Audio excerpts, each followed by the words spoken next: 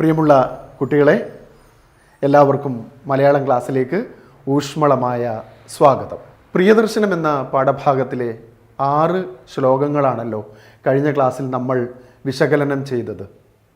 ഏറെ കാലത്തെ വേർപാടിന് ശേഷം നളിനിയും ദിവാകരനും സമാഗമിക്കുന്നതാണല്ലോ പാഠഭാഗത്തിലെ മുഖ്യ വിഷയം. അതുമായി ബന്ധപ്പെട്ട് ചില പ്രവർത്തനങ്ങളും നൽകിയിരുന്നു. എല്ലാവരും പ്രവർത്തനങ്ങളൊക്കെ ചെയ്തു എന്ന് വിശ്വസിക്കട്ടെ.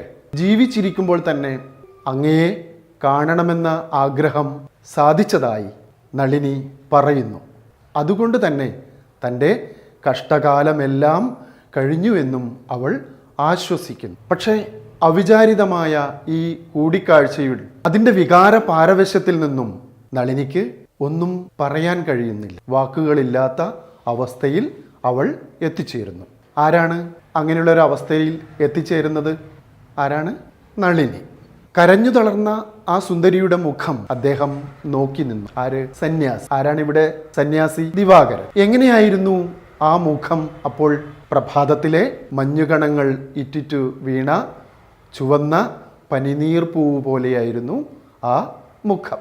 ചാരുവായ മനോഹരമായ ശൈശവ കഥയ്ക്ക് ഇണങ്ങുന്ന മട്ടിൽ ദിവാകരൻ കനിവോടുകൂടി അവളോട് അരുളി, അവളോട് പറഞ്ഞു. ആരാ പറഞ്ഞത്? ദിവാകരൻ. എന്താണ് പറഞ്ഞത്? പാരവും പരിചയം കലർന്നെഴും പേരും ഈ മധുരമായ കണ്ഠവും സാരമായി സ്മൃതിയിൽ നീയുമിപ്പോൾ നിൻ ദൂരമാം ഭവനവും വരുന്നയേ. ദിവാകരൻ എന്താണ് അലിവോടെ നളിനിയോട് പറയുന്നത്? പാരവും പരിചയമുള്ള, എനിക്ക് ഏറെ പരിചയമുള്ള ഈ പേരും. ഏതാ പേര്? നളിനി. നളിനി എന്ന പേരും മധുരമായ ശബ്ദവും കണ്ഠവും എന്ന് പറഞ്ഞാൽ കഴുത്ത് എന്നാണ്. കഴുത്തിൽ നിന്ന്, കണ്ഠത്തിൽ നിന്ന് ആണല്ലോ ശബ്ദം വരുന്നത്. അതുകൊണ്ട് ഇവിടെ മധുരമായ ശബ്ദം എന്ന അർത്ഥം. നളിനിയുടെ പേരിൻ്റെയും ശബ്ദത്തിൻ്റെയും മാധുര്യം, അത് രണ്ടും ഇത്രയും പരിചയമുള്ളതാണ്. കാരണം കുട്ടിക്കാലത്ത് അവരങ്ങനെയാണ് ജീവിച്ചു പോന്നത്. സാരമായി സ്മൃതിയിൽ നീയും ഇപ്പോൾ ദൂരമാം ഭവനവും വരുന്നയേ. കുട്ടിക്കാലത്തിൻ്റെ മധുരമുള്ള ഓർമ്മകൾ ഒന്നൊന്നായി വന്നു നിറയുകയാണ്. എന്തൊക്കെയാണ്? ആ വീട്, വഴികൾ, പാഠശാലയിലേക്ക് പോയത് എല്ലാം, അവരുമായി ബന്ധപ്പെട്ടതെല്ലാം കടന്നു വരുന്നു. ഇവിടെ ദിവാകരന് ആളെ കണ്ടിട്ട് മനസ്സിലായില്ല. പക്ഷെ പേരും മധുരമായ ശബ്ദവും കേട്ടപ്പോൾ മനസ്സിലാവുകയും ചെയ്തു. നിങ്ങൾ പഠിച്ച മറ്റേതെങ്കിലും പാഠഭാഗത്തിലുണ്ടോ? ഒന്ന് ആലോചിച്ച് നോക്കിയേ. ഓർമ്മ വന്നു അല്ലേ? ഏതാണ്? ലളിതാംബിക അന്തർജനത്തിൻ്റെ വിശ്വരൂപം എന്ന ചെറുകഥയിൽ. ക്ഷമിക്കൂ വലിയമ്മേ, മിസ്സിസ് സ്ഥലത്ത് താമസിക്കുന്ന വീട് ഇതാണെന്ന് ഒരാൾ പറഞ്ഞു. അവരിവിടെ ഉണ്ടോ? ഇല്ലെങ്കിൽ മാപ്പ്. പെട്ടെന്ന് അവരുടെ ഹൃദയത്തിൻ്റെ അഗാധതയിൽ നിന്ന് ഒരു ആശ്ചര്യ ശബ്ദം ഉദിച്ചു. നീയോ സുധീർ? നീ ഇവിടെ ഇപ്പോൾ? ഒരു നീണ്ട തേങ്ങലോടെ അവർ മുന്നോട്ടാഞ്ഞ് അയാളെ കെട്ടിപ്പിടിച്ചു. രൂപം കൊണ്ട് പിടികിട്ടാത്ത വ്യക്തിത്വത്തെ സ്വരം കൊണ്ട് തിരിച്ചറിഞ്ഞ് അയാളും അമ്പരന്നിരുന്നു. ഓർമ്മ വന്നില്ലേ? ശബ്ദം കൊണ്ടാണ് തിരിച്ചറിയുന്നത്. നളിനിയുടെയും ദിവാകരൻ്റെയും രണ്ടുപേരുടെയും രൂപത്തിലുണ്ടായ വലിയ മാറ്റം ശബ്ദത്തിൽ ഉണ്ടായിട്ടില്ല എന്ന് അർത്ഥം. അതുകൊണ്ടാണ് ശബ്ദം വേഗം തന്നെ തിരിച്ചറിയാൻ ദിവാകരന് കഴിഞ്ഞത്. പിന്നെ ഇതുപോലെ ഒരു പർവ്വത സാനുവിൽ ഒരിക്കലും നളിനിയെ കണ്ടുമുട്ടുമെന്ന് ദിവാകരൻ പ്രതീക്ഷിക്കുന്നുമില്ല.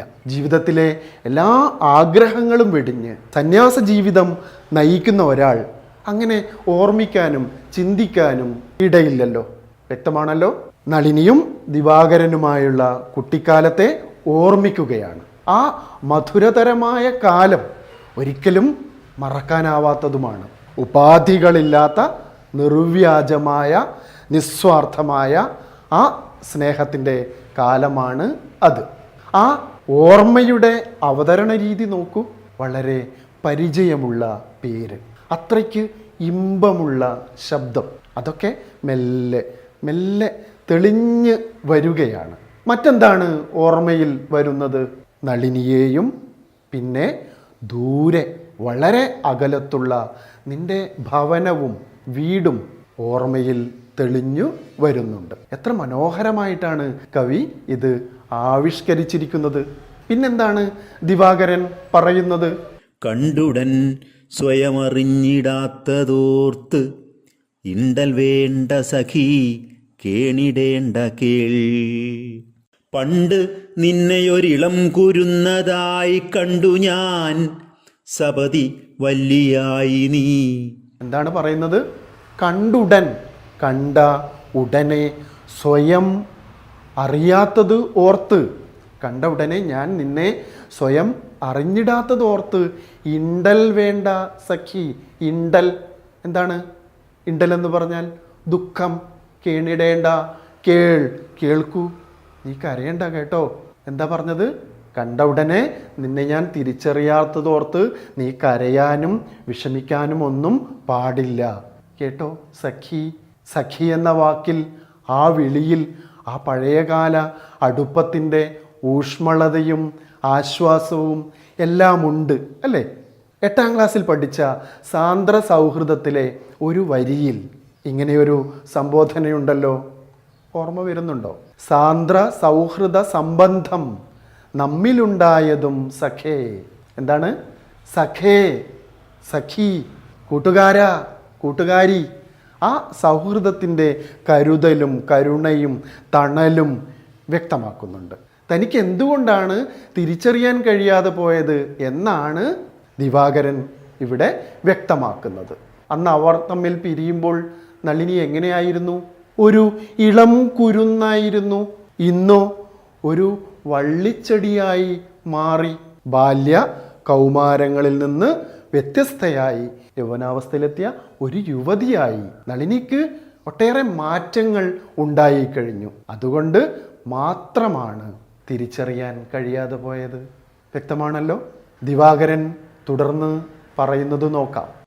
എന്നിൽ നിന്നണുവുമേൽക്കിലപ്രിയം നിന്നു കേഴുമയി കണ്ടിടുന്നുതേ നിന്നിലീ പ്രണയചാപലത്തെ ഞാൻ അന്നും ഇന്നും ഒരുപോലെ വത്സലേ.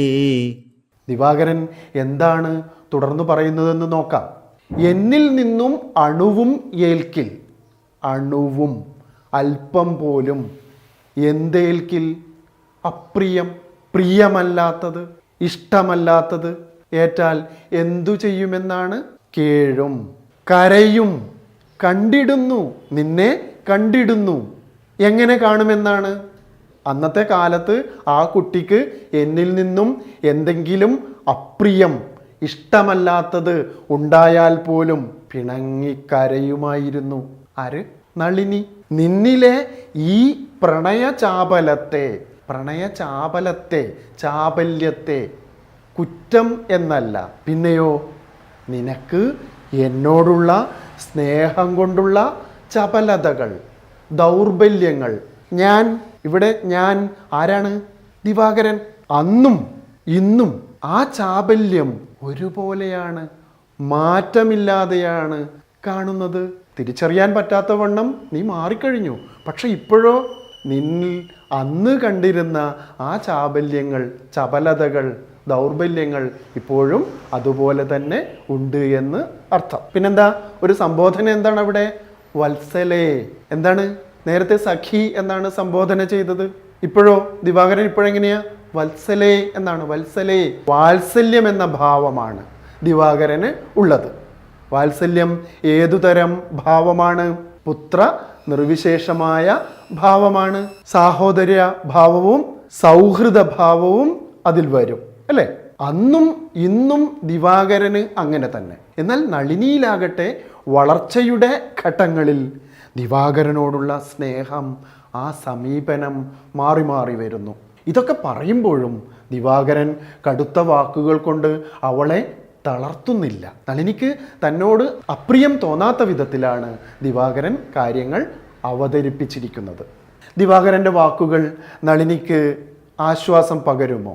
എന്തുകൊണ്ട്? വളരെ വാത്സല്യത്തോടെ താൻ അന്നും ഇന്നും ഒരുപോലെ തന്നെയാണ് കാണുന്നതെന്നാണ് ദിവാകരൻ പറയുന്നത്. പരുഷമായ വാക്കുകളൊന്നും ഉപയോഗിക്കാത്തത് കൊണ്ട് തന്നെ അവൾക്ക് അല്പം ആശ്വാസം കിട്ടിയിരിക്കും. കാരണം അത്രയും കഠിനമായ ജീവിതയാത്രകളും അന്വേഷണങ്ങളും ത്യാഗനിർഭരമായ പ്രണയവും അത്ര പെട്ടെന്ന് ദിവാകരന് അവഗണിക്കുവാനും കഴിയില്ല. ഉൾവിളി കാരണം സന്യാസം സ്വീകരിച്ചത് ആരാണ്? ദിവാകരൻ. ആ ദിവാകരനെ തേടി വീടും നാടും എല്ലാം വിട്ട് എത്രയോ ദൂരം ജീവിതം തന്നെ ഹോമിച്ചിട്ടാണ് അവൾ ഈ ദൂരം അത്രയും താണ്ടിയത്.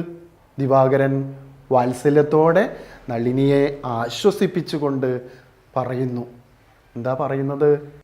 പോയതൊക്കെ അഥവാ നമുക്കയേ പ്രായവും സപതി മാറി കാര്യവും ആയതത്വം അറിവിന്നുമാർന്നു പോട്ടായതെന്തിവിടെ വാണിടുന്നു നീ.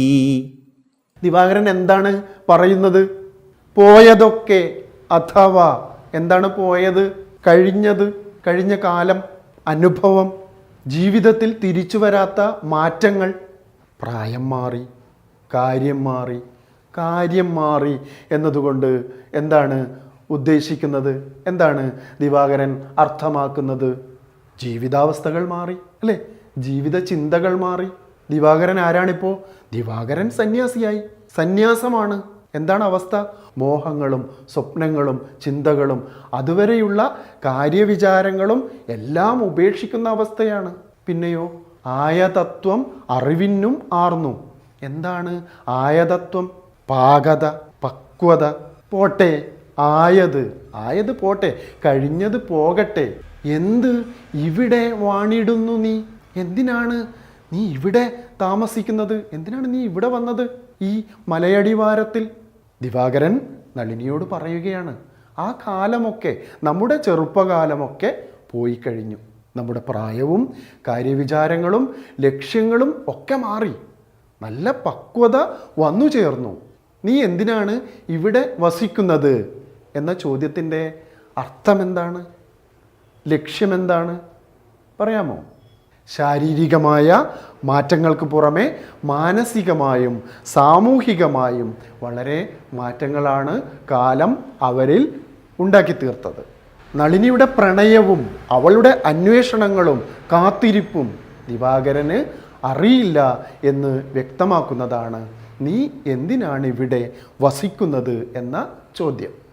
ബാല്യവും കൗമാരവും പിന്നിടുമ്പോൾ എല്ലാവരുടെയും ജീവിത ലക്ഷ്യങ്ങളിലും മാറ്റമുണ്ടാകുമെന്നും പച്ചയായ ജീവിത യാഥാർത്ഥ്യങ്ങളിൽ കേവലം ആനന്ദം നൽകുന്ന വിചാരങ്ങൾക്ക് സ്ഥാനമില്ലെന്നും ദിവാകരൻ നളിനിയെ ഓർമ്മിപ്പിക്കുന്നുണ്ട്.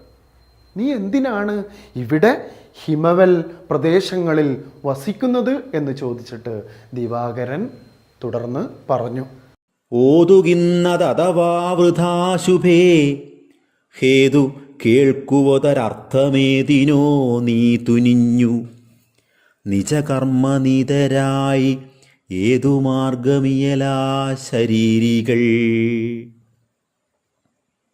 ദിവാകരൻ എന്താണ് തുടർന്ന് പറയുന്നത്?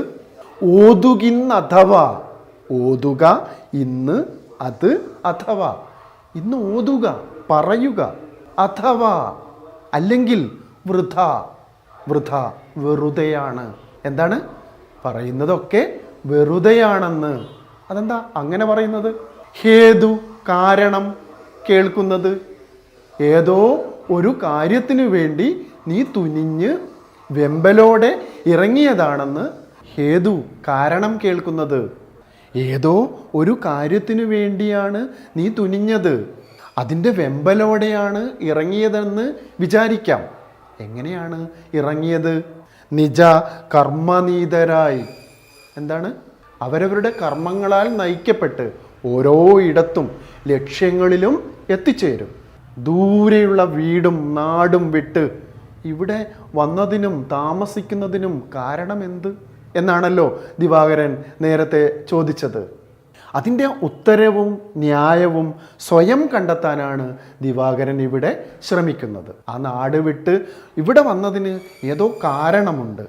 അതെന്താണ്? നിനക്ക് പറയാനാവുന്ന കാര്യങ്ങളാണെങ്കിൽ പറയൂ. അതിൻ്റെ കാരണം അന്വേഷിച്ചിട്ട് കാര്യമൊന്നും ഉണ്ടാകില്ല. കാരണം ഓരോരുത്തരും അവരവരുടെ കർമ്മത്താൽ നയിക്കപ്പെട്ട് ഓരോ ഇടത്ത് ലക്ഷ്യത്തിൽ ഏത് രീതിയിലെങ്കിലും എത്തിച്ചേരും. ശുഭേ എന്നാണ് ഇവിടെ സംബോധന ചെയ്തിരിക്കുന്നത്. ശുഭമായത്, നല്ലത് സംഭവിക്കാൻ പോകുന്നവളെ എന്നാണ്. ഇളം കുരുന്നിൽ നിന്ന് വല്ലിയിലേക്കുള്ള മാറ്റം ശാരീരിക മാറ്റമാണെങ്കിൽ മാനസികമായും സാമൂഹികമായും വളരെ മാറ്റങ്ങളുണ്ടായെന്നാണ് ദിവാകരൻ പറയുന്നത്. അതുകൊണ്ട് തന്നെ നീ എന്തിനാണ് ഇവിടെ വസിക്കുന്നത് എന്ന ചോദ്യം വളരെ നിഷ്കളങ്കമായിട്ടാണ് ദിവാകരൻ ചോദിച്ചിരിക്കുന്നത്. ഇവിടെ ശരീരികൾ എന്നൊരു പ്രയോഗമുണ്ടല്ലോ. എന്താണത്? ശരീരമുള്ളവർ, ജീവികൾ, മനുഷ്യർ സ്വന്തം ലക്ഷ്യത്താൽ പ്രചോദിതരായി ആ ലക്ഷ്യം സാക്ഷാത്കരിക്കുന്നതിന് വേണ്ടി ജീവികൾ ഏതു മാർഗവും സ്വീകരിക്കും. ജീവികളുടെ ജന്മനാ ഉള്ള സഹജമായ വാസനയാണത്. മനുഷ്യർ ഓരോരുത്തരും അവനവൻ്റെ കർമ്മഗതി അനുസരിച്ചാണ് ജീവിക്കുന്നത് എന്ന് അർത്ഥം. അതിൻ്റെ കാരണം അന്വേഷിക്കുന്നത് വൃഥാവിലാണ്, വെറുതെയാണ്. നോക്കൂ, ഇവിടെ വിധിസങ്കല്പം കടന്നു വരുന്നത് കാണാം. ഇവിടെ ഇങ്ങനെ ചിന്തിക്കുന്നത് ആരാണ്? ഈ വിധിയെക്കുറിച്ച് ദിവാകരൻ. എന്താ കാരണം?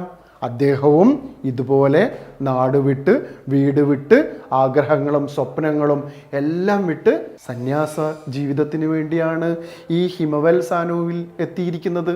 അത് അദ്ദേഹത്തിൻ്റെ ലക്ഷ്യസാക്ഷാത്കാരത്തിന് വേണ്ടിയാണ്. കർമ്മഗതി അനുസരിച്ചാണ് ജീവിതം എന്നതിൻ്റെ വ്യക്തമായ തെളിവ് താൻ കൂടിയാണെന്ന ചിന്ത കൂടി ദിവാകരനിൽ കാണാം. വാത്സല്യം വഴിഞ്ഞൊഴുകുന്ന കരുണാർദ്രമായ സ്വരത്തിൽ എന്താണ് പിന്നീട് ദിവാകരൻ പറയുന്നതെന്ന് നോക്കാം. പിന്നെയൊന്നൊരുപകാരം ഏതിനോ എന്നെയോർത്തു സഖീ, ഏതതോതുക അന്യജീവനുതകി സ്വജീവിതം ധന്യമാക്കുമമലേ വിവേകികൾ. അന്യജീവനുതകി സ്വജീവിതം ധന്യമാക്കുമമലേ വിവേകികൾ. ദിവാകരൻ നളിനിയോട് പറയുന്നത് എന്താണെന്ന് നോക്കാം. പിന്നെ ഒരു ഉപകാരം എന്തിനോ? എന്നിൽ നിന്ന്. ആരിൽ നിന്ന്? ദിവാകരനിൽ നിന്ന്. എന്നെ ഓർത്ത് സഖി, ഏതതോതുക. ഏത്? അത് ഓതുക. ഏതായാലും അത് പറയുക. എന്നിൽ നിന്നും എന്തോ ഒരു സഹായം, ഉപകാരം നീ പ്രതീക്ഷിക്കുന്നുണ്ട്. എന്താണത്? അത് പറയുക. പിന്നെ എന്ത് സംബോധനയാണ് ദിവാകരൻ നളിനിയോട് ഉപയോഗിച്ചിരിക്കുന്നത്? അതെ, സഖി. ഈ വാക്കിൻ്റെ പ്രത്യേകത നമ്മൾ നേരത്തെ പറഞ്ഞതല്ലേ, സഖി എന്നാണ്. അത്രയും സ്നേഹവും കരുതലും ആശ്വാസവും എല്ലാം തുളുമ്പി നിൽക്കുന്ന സംബോധനയാണത്, അല്ലേ? എന്താണ്? സഖി, കൂട്ടുകാരി എന്നാണ്. അന്യജീവൻ ഉതകി സ്വജീവിതം എന്തു ചെയ്യുമെന്നാണ് ദിവാകരൻ പറയുന്നത്? ധന്യമാക്കുമെന്നാണ്. ആരാണ്? അന്യജീവന്, മറ്റുള്ള ജീവന് ഉതകിയിട്ട് നൽകിയിട്ട് സ്വന്തം ജീവിതത്തെ ധന്യമാക്കുന്നത് ആരാണ്? വിവേകികൾ. വിവേകം ഉള്ളവർ, തിരിച്ചറിവുള്ളവർ, ബുദ്ധിയുള്ളവർ. അപ്പോൾ ജീവിതത്തിൻ്റെ ധന്യത എന്ന് പറയുന്നത്, സാഫല്യം എന്ന് പറയുന്നത് എന്താണ്? സ്വന്തം ജീവിതം മറ്റുള്ളവർക്ക് വേണ്ടി സമർപ്പിക്കുന്നതാണ് ജീവിതത്തിൻ്റെ ധന്യത എന്ന് പറയുന്നത്. ധന്യമാകും അമലേ. അമലേ എന്നാണ് വിശുദ്ധേ, പരിശുദ്ധേ, മാലിന്യം ഏശാത്തവളെ എന്നാണ്. എന്നിൽ നിന്നും എന്തോ ഒരു ഉപകാരം നീ പ്രതീക്ഷിക്കുന്നുണ്ട്. അതെന്താണെന്ന് എന്നോട് പറയുക. അന്യർക്ക്, മറ്റുള്ളവർക്ക് വേണ്ടി ജീവിതം സമർപ്പിച്ച് പ്രയോജനപ്പെടുത്തിക്കൊണ്ട്, മറ്റുള്ളവർക്ക് വേണ്ടി ജീവിതം സമർപ്പിച്ച് പ്രയോജനപ്പെടുത്തിക്കൊണ്ടാണ് വിവേകശാലികളായവർ ജീവിക്കുക എന്നാണ് ദിവാകരൻ പറയുന്നത്. ആരോട്? നളിനിയോട്. ദിവാകരൻ നളിനിയോട് പറഞ്ഞതുവരെയുള്ള ഭാഗമാണ് നമ്മുടെ പാഠഭാഗത്തിൽ ഉള്ളത്. നളിനിക്ക് പിന്നെ എന്തു സംഭവിച്ചു അറിയുമോ? കുറച്ചു പേർക്ക് അറിയാം അല്ലേ? ദിവാകരൻ ഇത്രയും പറഞ്ഞതിന് ശേഷമാണ് നളിനി തൻ്റെ ജീവിതകഥ ദിവാകരനോട് പറയുന്നത്. ദിവാകരൻ സന്യാസം സ്വീകരിക്കാൻ വേണ്ടി നാടുവിട്ട് പോയതിന് ശേഷമുള്ള തൻ്റെ കഥകൾ, കാത്തിരിപ്പിൻ്റെയും നൊമ്പരത്തിൻ്റെയും യാതനകളുടെയും വേദനകളുടെയും യാത്രകളുടെയും അലച്ചിലിൻ്റെയും മധുരമുള്ള ഓർമ്മകളുടെയും കഥ നളിനി ആരോട് പറയുന്നു? ദിവാകരനോട് പറയുന്നു. എല്ലാം കൗതുകത്തോടെ തന്നെ അയാൾ ദിവാകരൻ കേട്ടിരുന്നു. ഒടുവിൽ യാത്ര പറഞ്ഞ് പോകാൻ ഒരുങ്ങി. ആരാണ് യാത്ര പറഞ്ഞ് പോകാൻ ഒരുങ്ങിയത്? ദിവാകരൻ.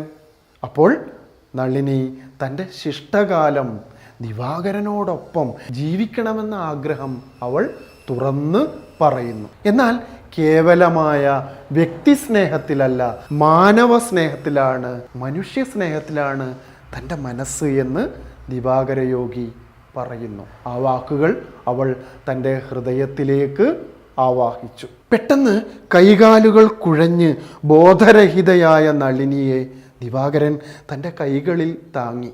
പതിയെ നളിനിയുടെ ബോധം നഷ്ടപ്പെട്ടു. ശ്വാസം നിലച്ചു. തൻ്റെ ജീവിതാഭിലാഷം സാധിച്ച, എന്തായിരുന്നു നളിനിയുടെ ജീവിതാഭിലാഷം? ദിവാകരനെ മരിക്കുന്നതിന് മുമ്പ് കാണണമെന്നത് സാധിച്ചു. മഹായോഗിയായിരുന്നിട്ടും ദിവാകരനെ ഈ സംഭവം, ഏത് സംഭവം? തൻ്റെ മേലേക്ക് വീണ് ബോധരഹിതയായി ശ്വാസം നിലച്ചുപോയ ആ സംഭവം അദ്ദേഹത്തെ, ദിവാകരനെ വല്ലാതെ ഉലച്ചു കളഞ്ഞു. അവളുടെ ശരീരത്തെ യഥാവിധി അടക്കം ചെയ്ത് തൻ്റെ നിയോഗത്തിൻ്റെ യാത്ര ദിവാകരൻ തുടർന്നു. പ്രിയദർശനമെന്ന ശീർഷകം, തലക്കെട്ട് ഈ പാഠഭാഗത്തിന് എത്രമാത്രം യോജിക്കുന്നു എന്ന് വ്യക്തമായല്ലോ. എന്തായിരുന്നു നളിനിയുടെ ജീവിതാഭിലാഷം? ദിവാകരനെ ദർശിക്കണം, കാണണം എന്നത് ജീവിതാഭിലാഷമാണെന്ന് പറയാൻ കാരണം എന്താണ്? അവൾ പറയുന്നുണ്ട്. എന്താ പറയുന്നത്? പ്രാണനോടും ഒരു നാൾ ഭവൽപദം കാണുവാൻ, അല്ലേ? എന്ന് പറഞ്ഞാൽ താൻ ജീവിച്ചിരിക്കുമ്പോൾ ഒരൊറ്റ തവണയെങ്കിലും അങ്ങയെ കാണണമെന്ന് ചിരം, വളരെ കാലം കൊതിച്ചതാണ് എന്ന് അവൾ ഹൃദയം നുറുങ്ങി കരഞ്ഞ് കാത്തിരിക്കുകയും അന്വേഷണങ്ങൾ നടത്തുകയും ചെയ്തു. എന്തിനു വേണ്ടി? ദിവാകരനെ മരിക്കുന്നതിന് മുമ്പ് നേരിൽ കാണുവാൻ വേണ്ടി. നളിനിയുടെ സന്യാസവും തപസ്സും എല്ലാം എന്തിനു വേണ്ടിയായിരുന്നു? ഒരർത്ഥത്തിൽ ഇതിനു വേണ്ടി തന്നെയായിരുന്നു. കഷ്ടകാലം അഖിലം കഴിഞ്ഞു, ഹാ അവസാനിച്ചു എന്നവൾ ആശ്വസിക്കുന്നത്. തനിക്കേറെ പ്രിയമുള്ളവനെ കണ്ടെത്തി. ഈ അർത്ഥത്തിൽ പ്രിയദർശനം യോജിച്ച തലക്കെട്ട് തന്നെ. ഇനി ദിവാകരൻ്റെ ചിന്തയിലൂടെ ആശാൻ ഇവിടെ മനോഹരമായൊരു ദർശനം, തത്വചിന്ത അവതരിപ്പിക്കുന്നുണ്ട്. അത് ഏറെ പ്രിയമുള്ളതായ ദർശനമാണ്. എന്താണത്? ആശാൻ അവതരിപ്പിക്കുന്ന ലോകം സ്നേഹത്തിൻ്റെതാണ്. കാപട്യങ്ങളില്ലാത്തതും ഉപാധികളില്ലാത്തതുമാണ്. ആ സ്നേഹമാണ് ലോകത്തെ നയിക്കുക എന്നും അദ്ദേഹം വിശ്വസിക്കുന്നു. പ്രിയദർശനം എന്ന ഭാഗത്തെ ആശയങ്ങൾ വ്യക്തമായല്ലോ. കവിതാഭാഗം നന്നായി വായിച്ച് ആസ്വദിക്കണം കേട്ടോ. ഇന്ന് 2 പ്രവർത്തനങ്ങളാണ് നൽകുന്നത്. അവ എല്ലാവരും എഴുതി പൂർത്തിയാക്കണേ. അന്യജീവനുതകി സ്വജീവിതം ധന്യമാക്കുമമലേ വിവേകികൾ. കവിതാഭാഗത്തിൻ്റെ ആശയം വിശദമാക്കി വിശകലനക്കുറിപ്പ് തയ്യാറാക്കുക. രണ്ടാമത്തെ പ്രവർത്തനം, പോയതൊക്കെ അഥവാ നമുക്കയെ പ്രായവും സപതി മാറി കാര്യവും. ദിവാകരൻ ഇങ്ങനെ പറയുന്നതിൻ്റെ പൊരുൾ കണ്ടെത്തുക. തന്നിരിക്കുന്ന പ്രവർത്തനങ്ങൾ ചെയ്ത് നിങ്ങളുടെ അധ്യാപകർക്ക് അയച്ചു കൊടുക്കുമല്ലോ. തുടർന്നുള്ള പ്രവർത്തനങ്ങൾ നമുക്ക് അടുത്ത ക്ലാസ്സിൽ വിശകലനം ചെയ്യാം. എല്ലാവർക്കും നന്ദി.